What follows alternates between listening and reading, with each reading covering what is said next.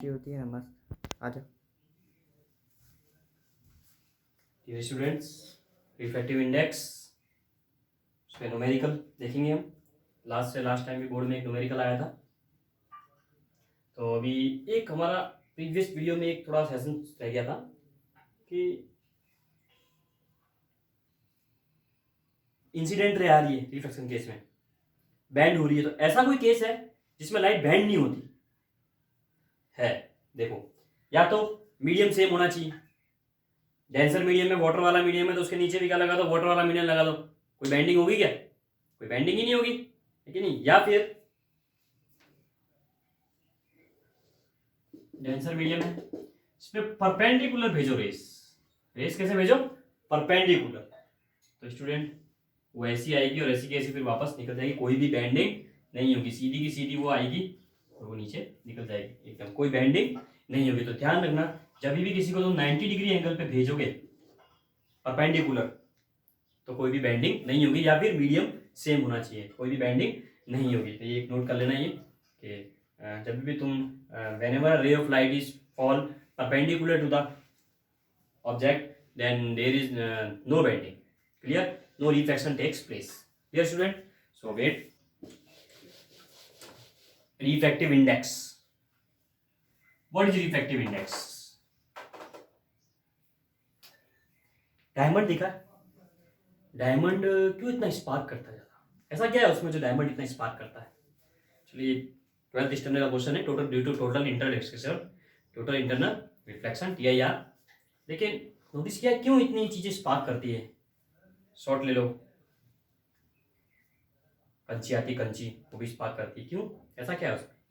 Actually उनका refractive index बहुत ज्यादा होता है, और जिसका रिफ्रैक्टिव इंडेक्स ज्यादा होता है मतलब वो ज्यादा डेंसर होता है। और अगर डियर स्टूडेंट, अगर वो ज्यादा डेंसर है तो लाइट उसमें आएगी और ज्यादा देर तक रुकेगी, यानी उसमें obstacles between the path of light, यानी पार्टिकल से जो डेंसर है वो लाइट को आसानी से जाने नहीं देंगे। तो लाइट उसके अंदर से आराम से ट्रेवल करेगी, जिसमें मीडियम ज्यादा डेंसर है, यानी इफेक्टिव इंडेक्स जिसका ज्यादा हाई है। तो डायमंड का बहुत ज्यादा होता है, इसलिए वो स्पार्क करता है। टोटल इंटरनल रिफ्लेक्शन भी है डियर। तो ध्यान रखना, जो जितना ज्यादा डेंसर होता है उसका उतना ही रिफ्रैक्टिव इंडेक्स ज्यादा होता है। रिफ्रैक्टिव इंडेक्स होता क्या है?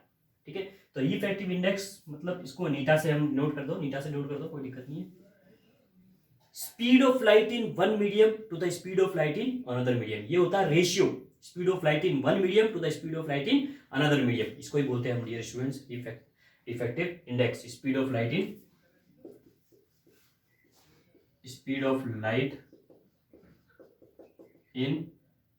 Medium one to the speed of light in medium to call the refractive index. For example हम रिफ्रैक्टिव इंडेक्स निकालते हैं रेयर केस में रिफ्रैक्टिव इंडेक्स निकालते हैं speed of light in vacuum, speed in rare. Speed in vacuum होती है 3 × 10⁸ metre per second upon 10⁸ metre per second. Metre per second से metre per second, 8 से 3 से 3 गया 1। कितना होता है इफेक्टिव इंडेक्स इन रेयर 1। क्लियर? नेक्स्ट लेते हैं हम रिफ्रैक्टिव इंडेक्स इन ग्लास।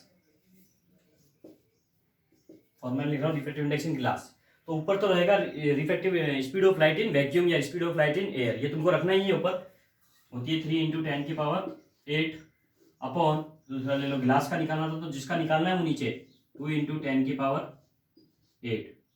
गया, ये 1.5। डियर स्टूडेंट, ऐसे ही ये तो ग्लास का था, ऐसे ही वाटर का ले लो तो वाटर का हो जाएगा, ये कटिंग करोगे आ जाएगा तुम्हारे पास में 1.33। ये होता है refractive index, speed of light in one medium to the speed of light in another medium. That's it, ये था हमारा रिफ्रैक्टिव इंडेक्स। अब हम आते हैं एक न्यूमेरिकल पे, जो न्यूमेरिकल बहुत ही इंपॉर्टेंट है। तो न्यूमेरिकल बहुत ही, ये हमारे पास में न्यूमेरिकल है। Light enters from a air into glass, air से ग्लास में, यानी रिफ्लेक्शन वाला केस है, एयर से ग्लास में आ रही है। Clear? Plate having refractive index 1.50, उसका रिफ्रैक्टिव इंडेक्स हमको दे रखा है, इसका ग्लास का what is the speed of light in glass. ध्यान रखना स्टूडेंट्स, पिछली बार जो क्वेश्चन आया था वो रूबी रेस पे आया था, इंपॉर्टेंट न्यूमेरिकल है, यहाँ से न्यूमेरिकल आता है, इस बार भी न्यूमेरिकल आया है इस ईयर भी। देखो न्यूमेरिकल पूरा सेशन लेंगे हम, पूरा का पूरा एक सेक्शन लेंगे न्यूमेरिकल का, उसमें सिर्फ न्यूमेरिकल्स होंगे, तो इसको लिटिल बिट मैं टॉपिक के ऊपर एक एक न्यूमेरिकल करवा रहा हूँ, कोई वाली बात नहीं है। तो अभी सबसे पहले तो मेरे को फॉर्मूला लगाना है, ठीक है। उनको मालूम है रिफ्रैक्टिव इंडेक्स का फॉर्मूला लगेगा इसके अंदर। इसमें हो रहा क्या है एक्चुअली, ये मेरा डेंसर मीडियम है, ग्लास है, यहाँ से रेज आ रही है एयर से ग्लास में, बस स्पीड निकाल, क्या निकालना है, speed of light in glass, glass की स्पीड निकालनी है हमारे को, ठीक है। तो मैं लिख देता हूँ refractive index in glass is equal to speed of light in vacuum upon speed of light in glass. ये फॉर्मूला होता है, इसको लिखते हैं हम speed of light in vacuum को सी से डिनोट करते हैं, जो एयर में होती है 3 × 10⁸ उसको हम सी से डिनोट करते हैं, और जिसकी भी निकालनी है उसको हम वी से, तो सी बाई वी हम फॉर्मूला बोल सकते हैं। तो रिफ्रैक्टिव इंडेक्स इन ग्लास कितना दिया हुआ है 1.50, इसी स्पीड ऑफ लाइट हम जानते हैं 3 × 10⁸। देखो गिवन है, नहीं भी हो तो कोई दिक्कत नहीं है, upon meter per second speed of light in glass, we have to find speed of light in glass. तो speed of light in glass यानी इसको मैं लिखता हूँ वी से, क्लियर। वी यहाँ चला जाएगा, 1.5 कहाँ आ जाएगा नीचे, 1.50 0 से 0 गया, पॉइंट 30, 15 1 जा 50 2 जा, क्लियर। ओ सॉरी ये 0 कहाँ काट दिया, ये 0 से ये 0 गया डियर, ये गया तो ऊपर एक और 0 आके 30 हो जाएगा, कटिंग करोगे इसका 2 आ जाएगा, ठीक है। तो आंसर आ जाएगा 2 × 10⁸ मीटर पर सेकेंड, ये स्पीड इन ग्लास।